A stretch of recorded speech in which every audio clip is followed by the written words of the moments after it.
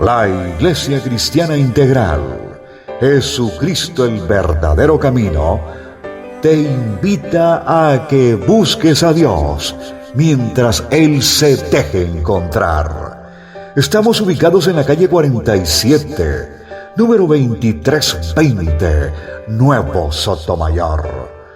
Teléfono 67-695-2079. 67-695-2079. Reuniones martes y jueves, 7 de la noche, y los domingos, 7 de la mañana. Visita nuestras redes sociales en YouTube y nuestra web. Bueno, mis amados hermanos, estaba yo pensando, sí, porque uno a veces piensa, ¿cierto? Entonces decía un colega, si piensa, existe, ¿cierto? Entonces digo yo, wow, eso sí me parece como si fuera Aristóteles o algo así, ¿cierto? Pero no nace, ¿cierto? El deseo nace, es un filósofo. Y es así como, no sé, el Señor me traía a mi mente el poder hablarles de una diferenciación en cuanto a la parte de la ley de Dios. Porque nosotros entendemos que en el comienzo Dios estableció una serie de parámetros para que el pueblo de Israel pudiese cumplir, pudiese seguir sus ordenanzas, sus mandatos, sus leyes, y pudiese estar siempre de bendición en bendición. Y fuera de eso, Dios le mostró por intermedio de los diferentes líderes, tanto Josué como los jueces, como todos ellos, les mostró, sí, que si de pronto se subían en determinado monte, podían tener de pronto las maldiciones, pero si se subían en otro, podían tener las bendiciones. Y eso está descrito muy claro, ¿sí? En Deuteronomio y también en Levítico. Y es así como Dios colocaba en mi entender, ¿sí? Que la Torá, sí, la Torá es el libro, como yo digo, por antonomasia, ¿sí? El libro, la ley de Dios, es la ley de Dios, es la ley que Cristo Jesús vino a enseñarnos, vino a corroborar, vino a traernos. Pero esa ley, esa Torá, que quiere decir, ¿sí?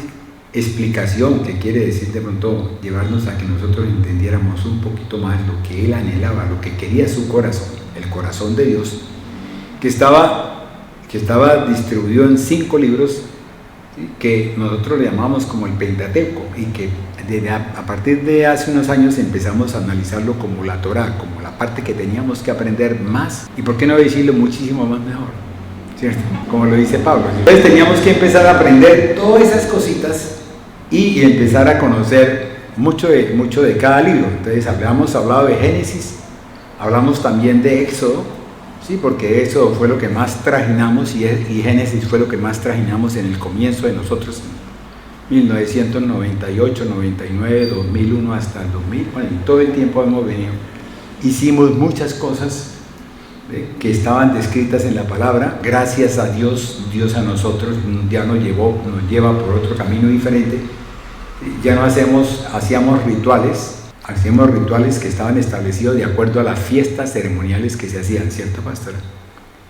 Y Dios nos ha llevado a un círculo, ¿sí? donde hemos empezado a dar vueltas y hemos llegado a estos procesos. Génesis, Éxodo, Levítico, Números y Deuteronomio son los 5 libros que corresponden a la Torá. ¿Listo? La Taná es diferente.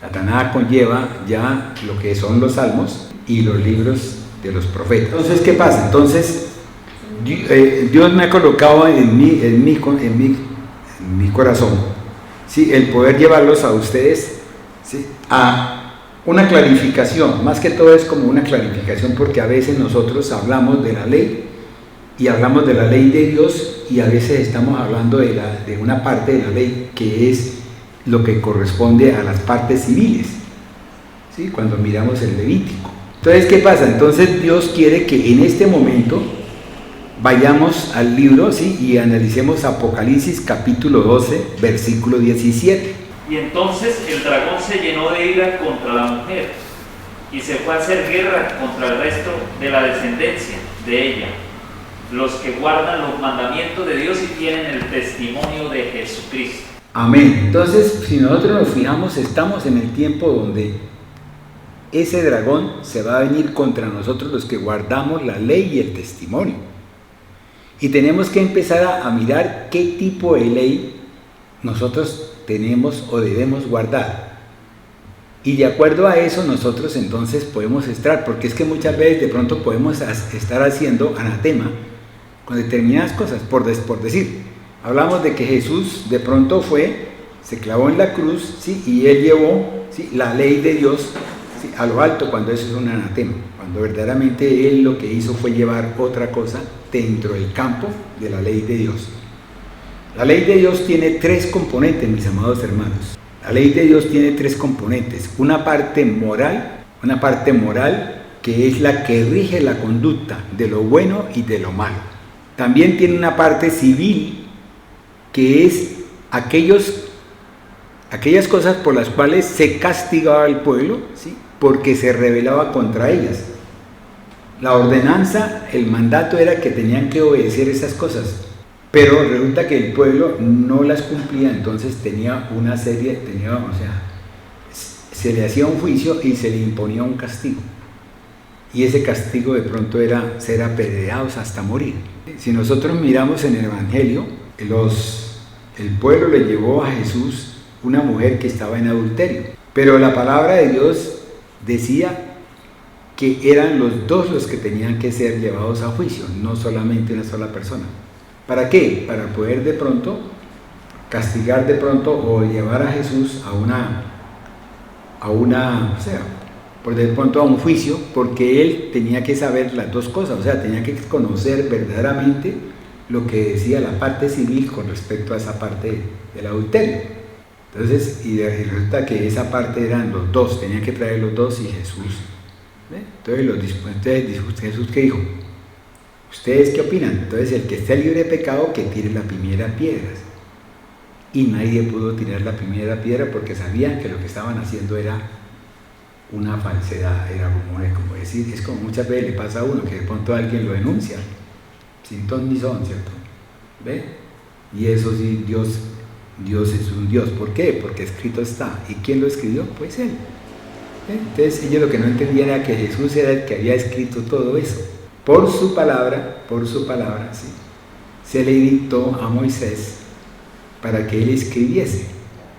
El verbo le estaba dictando a Moisés todo para que él lo escribiese, o sea, él colocase, hiciese los libros correspondientes. Amén.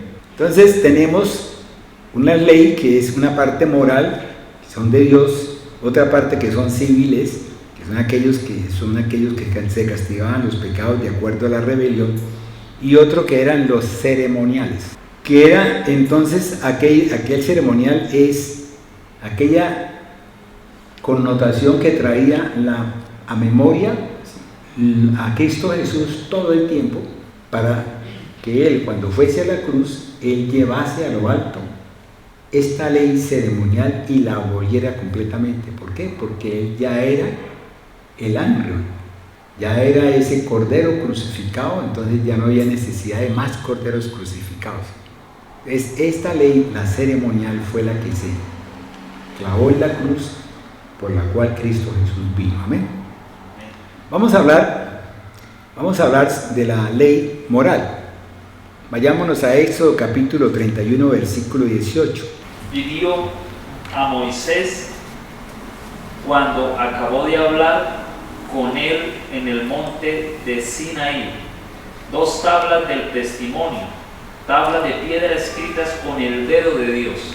Amén. Si nosotros vamos a Deuteronomio capítulo 10. En aquel tiempo Jehová me dijo: lábrate 2 tablas de piedra como las primeras, y sube a mí al monte, y hazte un arca de madera. Amén. ¿Qué más dice? Dice: y escribiré en aquellas tablas las palabras que estaban en las primeras tablas que quebraste, y las pondrás en el arca. Amén. Entonces, si nosotros nos fijamos, Dios le dio a Moisés unas tablas y le dijo que subiera al monte, y ahí en el monte él le escribió con su dedo esa ley. Esa tabla, si nosotros la miramos, o esas leyes, si nosotros las miramos, son los 10 mandamientos que Dios le escribió a Moisés. Pero ¿qué pasó? Resulta que la primera vez Él bajó nuevamente al pueblo y el pueblo estaba en disolución, el pueblo estaba prácticamente en pecado. Entonces, ¿qué hizo Moisés? Moisés lo que hizo fue que partió las tablas. Sí, hasta ahí más o menos han visto eso, ¿cierto? Moisés partió las tablas y al partir las tablas, Moisés, en ese momento Dios lo llamó y él le pidió perdón al Señor y nuevamente le dijo, ahora suba usted con las tablas, hazte unas nuevas tablas y vente, ¿sí? Y él entonces cuando estaban arriba en el monte, entonces él escribió con esas tablas y fuera de eso le exigió que hiciera el arca. Y entonces esas tablas las metió en el arca, son la ley de Dios. Eso es diferente completamente a la ley moral, a la ley civil, perdón, y a las leyes ceremoniales. Para los que tenemos una ley que es la ley de la Torá, que es la ley completa, que es la ley del Dios Todopoderoso, pero esa ley tiene tres componentes. Un componente que es moral de Dios, otro componente que es los civiles y otro componente que es los ceremoniales. Los morales son aquellos que analizan o rigen la conducta de lo bueno y lo malo. Los civiles son aquellos que castigan la rebelión del pueblo. Por decir, no mirarás la desnudez de tu padre. ¿Sí? Eso es una ley civil, una ordenanza civil.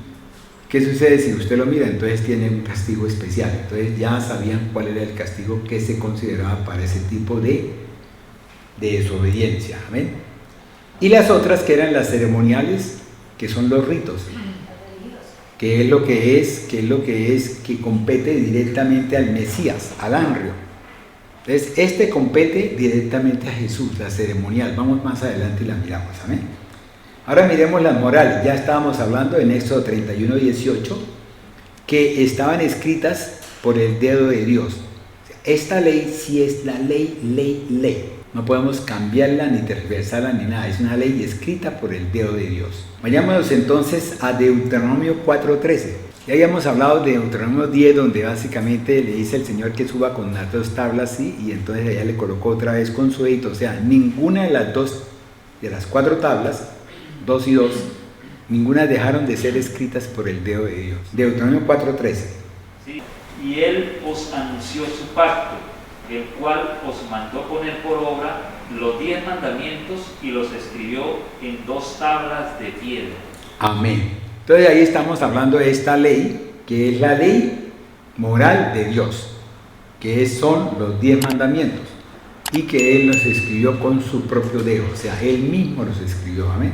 Y fuera de eso, las otras, tanto la civil como la ceremonial, fueron escritas, dictadas por Dios y escritas por Moisés.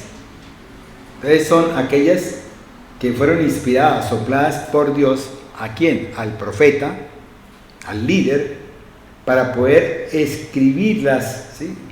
Eso está en Pedro, en el apóstol Pedro. Escribieron entonces la ley civil y la ley ceremonial. La ley de Dios está escrita solamente por Él, y las leyes ceremoniales y civiles están escritas por Moisés, sopladas o dirigidas por el poder del Espíritu Santo. Entonces hasta ahí más o menos clarificamos algo, ¿cierto? Sí, clarificamos algo. Bueno, entonces ya vamos con esos 3 elementos. Bueno, entonces vayámonos a Deuteronomio 31, versículos 24 al 26, para poder saber dónde fueron colocadas estas leyes. Porque hay dos, están las tablas y están el libro. Las tablas no son un libro, las tablas son tablas. Y lo escrito por Moisés está en un libro que se llama el libro de Moisés, que es el que siguen y seguirán los judíos. Cuando acabó Moisés de escribir las palabras de esta ley en un libro hasta concluirse, dio órdenes Moisés a los levitas que llevaban el arca del pacto de Jehová, diciendo: tome este libro de la ley y póngalo al lado del arca del pacto de Jehová vuestro Dios, y esté allí por testigo contra ti. Amén. Entonces, si ustedes acaban de oír estas leyes que fueron escritas por Moisés y que fueron colocados fuera del arca, ¿sí? Eran leyes que estaban en contra de nosotros. O sea, una ley que, por más de que decía, nos decía, bueno, Si usted comete este error, lo matamos. Causa de ser lapidado o causa de tal cosa, ¿sí? La ley también en la cual si el tipo mataba a alguien tenía que salir corriendo como una liebre, si lo alcanzaban, lo mataban. Hasta que llegaba el ejido y podía entonces ahí ser defendido contra eso. Y la ley ceremonial que simbolizaba a Cristo. ¿Por qué? Porque en esa ley ceremonial se estaba representando cómo iba a ser el sufrimiento del Cordero. ¿Sí? Por eso entonces Juan el Bautista dice, este es el Cordero de Dios que quita el pecado del mundo. Porque ya era una disposición dada por Dios. Yo les hablé la otra vez cuando hablábamos de la parte del misterio de la voluntad de Dios, ¿sí? Donde les dije que los tres estaban reunidos. Ustedes estaban reunidos, entonces bueno, a ver, ¿a quién le corresponde ir a encarnarse, ¿sí? Y presentarse y hacer lo que Jesús hizo durante todo el transcurrir del tiempo? Entonces en ese momento, esos tres que estaban reunidos, ¿qué pasó? Pues Dios es Abba Padre, ¿cierto? Es el creador de todo, ¿ve? Y resulta que estaba el Espíritu, que es el dinamis, que daba la fortaleza, pero estaba la palabra, el verbo hecho carne. Ese verbo tenía que hacerse carne. Ese verbo vendría en un momento dado a convertirse en el expiador, o sea, la expiación, ¿sí? Y la redención de todos nosotros y la salvación de todos nosotros. ¿Por qué? Porque en Génesis capítulo 3, versículo 15, Dios emitió una palabra. Y esa palabra profética que Dios emitió fue con la palabra de quién, con el verbo de quién. ¿Quién fue el que habló ahí? Jesús. Porque si nosotros miramos Juan capítulo 1, versículo 1, dice que el verbo se hizo. Entonces así como nosotros podamos entonces comprender un poquito este tipo de ceremonial, ¿cierto?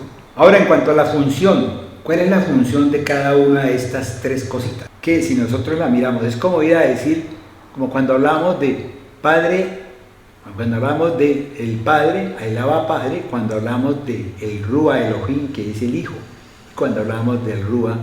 Entonces, ¿qué pasa? Esos son tres personas diferentes, pero están involucradas dentro de una cosa que se llama la unicidad de Dios. Son uno solo. En cuanto a la parte de la función moral, o sea, la escrita por el dedo de Dios, que es la ley de Dios, la propia ley de Dios, es la que nos permite señalar el pecado, ya que el pecado es una infracción de la ley, y ese mismo pecado, quien lo define es Dios. Dios es el que establece si es bueno o es malo. Óigame bien, nadie más puede decir si es bueno o es malo, solamente Dios es el único que puede establecer si lo que estamos haciendo es bueno o lo que estamos haciendo es malo. Muchas veces nosotros estamos convencidos de que estamos haciendo las cosas bien y de pronto estamos en el camino equivocado, ¿sí? Estamos haciendo cosas que no van a favor de Dios. Y es lo que en este momento el Señor le ha mostrado a la pastora. ¿Qué le ha mostrado? Le ha mostrado que empecemos a analizar el libro, o sea, la palabra de Dios en su parte y en sus partes más profundas, como digo yo, en sus raíces, para poder comprender, ¿sí? Y poder de pronto tener la revelación de Dios y poder verdaderamente caminar como tenemos que caminar. Al comienzo les comentaba que nosotros hicimos unos ceremoniales, que nosotros practicamos unos ritos. Nosotros comimos la carne del ovejo, ¿sí? Nosotros comimos las amargas. ¿Qué más, pastora? El pan sin levadura, echamos el vino hacia atrás, ¿cierto? De Elías, ¿cierto? Y hoy por hoy entendemos que sí, Elías ya viene por segunda vez en este momento. Una vez les prediqué sobre eso. Y entonces nosotros hicimos eso y Dios a nosotros nos llevó, nos sacó, nos llevó y nos guió por medio del Espíritu Santo a un caminar que en este momento estamos haciendo de revelación de Dios. Entonces, y lo otro es que por eso es que a veces, cuando hablamos de género, ¿sí? Esa cuestión de si es mujer, si es hombre, si es tal cosa, ciertas cosas. Entonces uno no tiene por qué ponerse a pelear con ellos. ¿Por qué? Porque cada uno puede hacer lo que quiera hacer, ¿sí? Nosotros lo que tenemos que hacer es predicar la palabra e emitir el mensaje, y el Espíritu de Dios es el que se encarga de establecerlos a ellos si siguen por el camino o si de pronto no tienen oídos para oír a pesar de que tengan oídos, o no tienen ojos para ver a pesar de que tengan ojos, y entonces les estemos echando las perlas a los cerdos. ¿Sí me comprendieron hasta ahí? Tenemos que mirar esas cosas para no caer en la trampa, porque es Satanás quien quiere que ellos que ellos crean. Eso. Habíamos hablado una vez de, creo que era de 2 Corintios, capítulo 4, versículo 4. Dice, en los cuales el Dios de este siglo cegó el entendimiento de los incrédulos, para que no les resplandezca la luz del Evangelio de la gloria de Cristo, el cual es la imagen de Dios. Amén. Entonces, ¿quién es el que se encarga de ponernos un velo? El príncipe de este siglo, ¿cierto? ¿Para qué? Para que nosotros no podamos ver la verdad, para que nosotros no podamos establecer el parámetro de diferenciación y no nos apartemos. Por eso es que nosotros tenemos que orar por todos, por nuestros hermanos, por nuestros primos, por todo, para que el Dios Todopoderoso en un momento dado los toque y ese velo se caiga, así como se cayó por intermedio de la muerte de Jesús, de arriba a abajo, ¿sí? Y pudiese en verdad uno poder entrar del lugar santo al lugar santísimo. Amén. Vayámonos a Romanos capítulo 3, versículo 20. Dice, ya que por las obras de la ley ningún ser humano será justificado delante de él, porque por medio de la ley es el conocimiento del pecado. Amén. Entonces estamos hablando de la parte moral, ¿cierto? Ese conocimiento, esa mente que en un momento dado hace que nosotros cambiemos, que nosotros pensemos que todo está bien cuando todo está mal, que nosotros verdaderamente tenemos que tener la mente de Cristo. En Romanos capítulo 7, versículo 7, más adelante, ¿qué dice? ¿Qué diremos pues? ¿La ley es pecado? En ninguna manera.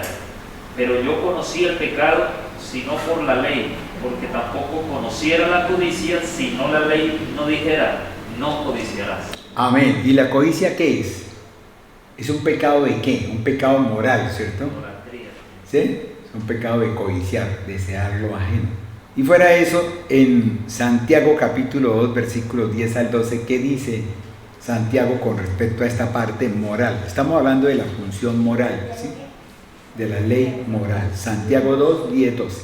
Porque cualquiera que guardare toda la ley, pero ofendiere en un punto, se hace culpable de todos. Porque el que dijo, no cometerás adulterio, también ha dicho, no matarás. Ahora bien, si no cometes adulterio, pero matas, ya te has hecho transgresor de la ley. Bueno, entonces aquí tenemos dos cosas. Una cosa que es que muchas personas dicen, no, yo peco, yo mato, listo, y cometí solamente un solo pecado. Pero es que el hecho de matar ya está transgrediendo toda la ley de Dios. Todo. La ley escrita por Dios. Está transgrediendo la ley. Entonces es igual matar a codiciar. Es igual matar a codiciar o a robar, ¿cierto? Ahora todo está en el alma de cada uno, o sea, todo está en la mente. Si el alma mía, si la mente mía no pertenece a Cristo Jesús, si la mente mía no está limpiada, bañada, regada, limpiada por el Espíritu de Dios, mi mente va a estar en una situación, ¿sí?, que se llama carnal. ¿Sí me entendieron? Porque hay una parte del ser humano donde estamos en la parte natural, otra parte donde está en la parte carnal y otra parte donde está en la parte espiritual. Cuando estamos en el espíritu ya la carne no domina a nosotros, mientras que cuando estamos en la parte carnal son aquellos cristianos que yo llamo cristinos, en donde están, como le pasó al paisano mío, ¿cierto? Que ni estaba ni en Pinto ni estaba en Valdemoros, y cuando se pegó el costalazo dijo, no estoy ni en Pinto ni en Valdemoros, o sea, está dentro de la mitad. ¿Sí? Dios a nosotros nos quiere calientes, Él no nos acepta a nosotros tibios. ¿Por qué? Porque el tibio lo vomita el Señor. Amén. Eso dice la palabra. Ahora vayamos a la parte donde estamos hablando de la parte ceremonial. En esta parte, en esta ley ceremonial, es donde se señala a Cristo Jesús como la única solución del pecado. Eso lo dice Juan el Bautista. Este es el Cordero de Dios, está en Juan capítulo 1, versículo 29. Este es el Cordero de Dios que quita el pecado del mundo. Pero ¿por qué Juan el Bautista fue llamado a hacer eso? Porque Juan el Bautista venía de la descendencia arónica, 1.29, de la descendencia arónica. ¿Y esto por qué? Porque es que él era hijo de Zacarías, el sumo sacerdote. Cuando vino el ángel a hablar con él, entonces él se rió y quedó mudo. Y después entonces, cuando ya nació el niño, entonces ya él pudo escribir el nombre de él, que era Juan, ¿sí? Y entonces otra vez recuperó el habla. ¿Pero por qué? Porque es que si nosotros miramos en las leyes ceremoniales, es el sumo sacerdote el que coloca e impone las manos en los machos cabríos, ¿sí? Y en uno coloca los pecados, y ese macho cabrío es llevado al desierto y ese se llama Azazael, ¿sí? Ahí. Y el otro macho cabrío entonces es pasado y es degollado por el sumo sacerdote. Y la sangre de ese macho es rociada sobre las puertas del tabernáculo y la parte del velo. Cuando vino Jesús, todos los ritos o ceremonias señalaban a Cristo como el pago por el pecado, que es muerte, ¿cierto? Vayámonos a 1 de Pedro, capítulo 1, versículo 18-19. Sabiendo que fuisteis rescatados de vuestra vana manera de vivir, la cual recibisteis de vuestros padres, no con cosas corruptibles como oro o plata, sino con la sangre preciosa de Cristo, como de un cordero sin mancha y sin contaminación. Amén. Entonces, fíjense que es la sangre preciosa del cordero, que es sin mancha y sin contaminación, la que hace que esto se presente y verdaderamente nosotros hoy donde estamos podamos decir, somos hijos de Dios, somos hijos de Dios, venimos y somos colaboradores de Él en su palabra. Por eso Dios quiere que nosotros seamos limpiados de esa vieja levadura, y por eso Cristo Jesús se crucificó por nosotros. Eso está en 1 Corintios capítulo 4 versículo 7, pero no la leamos para que no se me canse mucho el anacoreta. Por lo tanto, entonces nosotros tenemos que, a partir de ahora, no tenemos por qué ver esa parte de la cruz de Jesús que llevó la ley, pero esa ley que llevó fue esa ley ceremonial, mis amados hermanos, no fue la ley de Dios. Entonces nosotros no tenemos por qué pensar en eso. Eso es para clarificar ese punto de vista donde la ley ceremonial se abolió en la cruz de Jesús. Amén. Por el derramamiento de sangre y todas las cosas. Hay muchas personas que siguen creyendo eso y entonces están embriagados en ese vino. Y eso es lo que dice en Apocalipsis capítulo 17 versículos 1 al 3, que están embriagados por el vino de Babilonia y ellos continúan aferrándose al error. Entonces nosotros queremos clarificar ese punto de vista, o yo quiero que clarifiquemos ese punto de vista para que nosotros, cuando hablemos de la ley, es la ley ceremonial, es la ley del Cordero inmolado. Amén. Por eso Cristo le puso fin en la cruz del Calvario. En Juan capítulo 19 versículo 30. Cuando Jesús hubo tomado el vinagre, dijo, consumado es, y habiendo inclinado la cabeza, entregó el Espíritu. Consumato, o sea, cumplido. O sea, él dijo, bueno, Padre, ya yo no tengo más nada que hacer, ahora sí le corresponde a usted hacerlo. Y en ese momento él dio su vida, o sea, expiró su espíritu. Cristo había terminado su misión de redimir al pecador y por su intermedio ya no había nada al acercarnos a Dios por medio de él, sin temor. Por eso se desgarró el velo de arriba abajo. ¿Para qué? Para que nosotros pudiésemos, en la presencia de Cristo Jesús, pudiésemos acercarnos al Padre y poderle pedir las cosas. Para que Él nos oiga. ¿Por qué? Porque estamos por intermedio de su Hijo, por la imagen del Señor, por la sangre del Cordero. Entonces ya nosotros, si entramos al lugar santo, ¿sí?, ya no vamos a tener un velo, ya estamos prácticamente sin el velo, estamos ante el arca de Dios, estamos ante la presencia de Dios, estamos ante los querubines.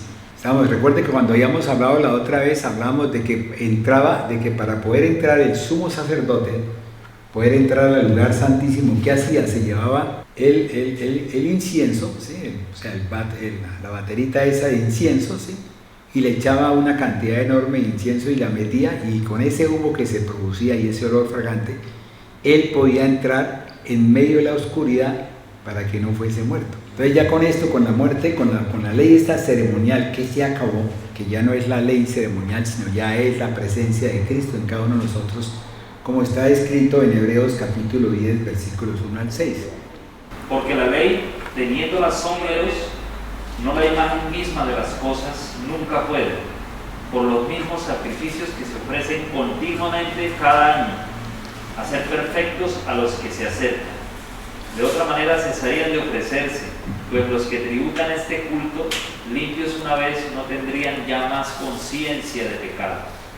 Pero en estos sacrificios cada año se hace memoria de los pecados, porque la sangre de los toros y de los machos cabríos no puede quitar los pecados. Por lo cual, entrando en el mundo, dice: sacrificio y ofrenda no quisiste, mas me preparaste cuerpo. Holocaustos y expiaciones para el pecado no te agradaron. Ahí miramos que aquellas personas, o sea, que están realizando todavía esos ritos, están en pecado, mi amado hermano.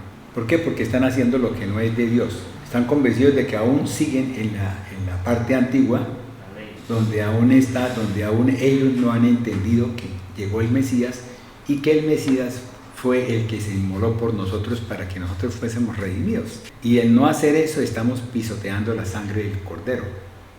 Estamos siendo anatemas para eso. Entonces fíjense que es guardar los mandamientos de Dios y tener ¿qué? El testimonio de Jesucristo. Son dos cosas importantes que debemos tener en cuenta. Guardar los mandamientos de Dios, o sea, la ley de Dios. Y lo otro, el testimonio del Cordero inmolado. Esa parte que fue abolida. Si nosotros miramos en el capítulo 22 de Apocalipsis, que es lo que estamos en este mes hablando, versículo 14, leámoslo. Dice: bienaventurados los que lavan sus ropas, para tener derecho al árbol de la vida y para entrar por las puertas en la ciudad. Entonces fíjense que hay tres cosas importantes aquí. Lavar las ropas, para tener derecho aquí a comer del árbol de la vida, del fruto del árbol de la vida. Amén. Y poder entrar al reino, a Jerusalén celestial. Así que no es tan fácil que nosotros digamos: no, es que yo voy a entrar a la Jerusalén celestial. No, mi amado hermano, tiene usted que lavar sus ropas. Tiene que ser limpiado por la sangre del Cordero. Tenemos que ser lavados por el poder del Espíritu de Dios. ¿Para qué? Para que tengamos un derecho. ¿Cuál es el derecho? De comer del fruto del árbol de la vida, que es el que nos da el que nos abre la puerta de la Jerusalén celestial y poder nosotros entrar gozosos. ¿Sí me han entendido hasta ahí? Que esto no es fácil. Esto no es que yo hago lo que quiero hacer, sino es que tengo que hacer lo que la palabra me dice que debo hacer. Es la palabra la que me enseña, es la palabra que me guía, es la palabra que me dirige, es la que me lleva a que yo haga las cosas como tengo que hacerlas, como debo hacerlas. ¿Sí? ¿En qué momento tengo que hacerlas? Vayámonos a Juan capítulo 15, versículo 10. Si guardaréis mis mandamientos, permaneceréis en mi amor, así como yo he guardado los mandamientos de mi Padre y permanezco en su amor. Amén. Entonces muchas personas dicen que no, que es que lo que pasa es que los mandamientos de Dios son los mismos mandamientos de Cristo. Y algunos dicen: no, es que tal cosa, entonces yo no hago esto. Pero es que resulta que si nosotros miramos, la palabra de Dios dice que Él guarda los mandamientos de Dios. Y si nosotros lo amamos a Él, debemos guardar los mandamientos que Él tiene, pero como Él guarda los mandamientos de Dios, entonces nosotros tenemos que guardar los mandamientos de Dios. ¿Sí me han comprendido hasta ahí? Entonces tenemos que verdaderamente resaltar ese punto. Miremos el versículo 15 de este. Ya no os llamaré siervos, porque el siervo no sabe lo que hace su Señor, pero os he llamado amigos, porque todas las cosas que oí de mi Padre os las he dado a conocer. Amén. Entonces ya no somos siervos. También tenemos que terminar ese término, o sea, siervos de Dios. Somos sunergos, colaboradores de Dios. Colaboramos en la obra de Dios. Fuimos llamados a colaborar en la obra de Dios. Somos hijos de Dios. Sí, porque eso lo dice la palabra. ¿Coherederos de dónde? Del reino de los cielos. Amén. Entonces, como somos coherederos del reino de los cielos, ya no somos llamados siervos. Ya nosotros sabemos cómo se camina con respecto a Dios. Ya sabemos cómo se camina con respecto a la palabra de Jesús. Ya sabemos todo eso, ¿cierto? Y para finalizar, para que todos estén gozosos, contentos y felices de este término, vayámonos a Apocalipsis 21, versículo 8, para poderles explicar que hay muchas personas que aún creen que hacen lo que hacen y que son salvos, cuando verdaderamente no son salvos. Pero los cobardes e incrédulos, los abominables y homicidas, los fornicarios y hechiceros, los idólatras y todos los mentirosos tendrán su parte en el lago que arde con fuego y azufre, que es la muerte segunda. Amén. Entonces fíjense que esos son ¿cuáles? Cobardes y aquellos afeminados, todos esos tendrán parte ¿dónde? En el lago de fuego. En el lago del fuego, ¿cierto? Y si no, miremos Apocalipsis 14, versículo 12, para finalizar, mis amados hermanos. Aquí está la paciencia de los santos, los que guardan los mandamientos de Dios y la fe de Jesús. Amén. Entonces es importante eso, ¿cierto? Guardar los mandamientos de Dios y la fe en Jesús. Amén. ¿Sí? O sea, conocer de su palabra, vivificar la palabra de Dios en cada uno de nosotros, estar día a día, sí, metidos dentro de ese proceso y pidiéndole a Dios que nos dé, que nos guíe, que nos lleve, que nos dirija y que verdaderamente nos enseñe, que nos dé la revelación para nosotros poder conocer por qué estamos.